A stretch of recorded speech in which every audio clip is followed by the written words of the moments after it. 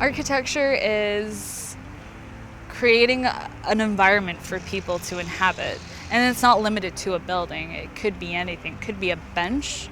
It could be a park. It could be a small room. It could be a building. It could be like a piece of art. It's really about the experience that is created through architecture.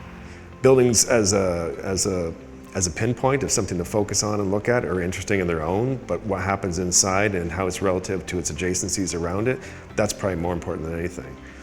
You know, people talk about historic buildings all the time, the importance of that historic building. What's equally, if not more important, is actually the relationship of all those buildings together relative to a street.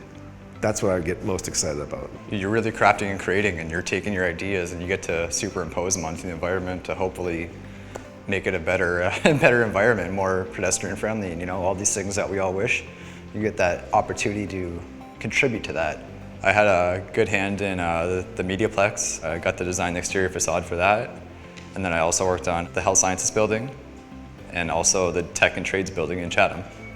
How you work in school and how you don't sleep and how you're up all night and you're obsessed and you're constantly thinking about this profession happens your entire career. It never goes away.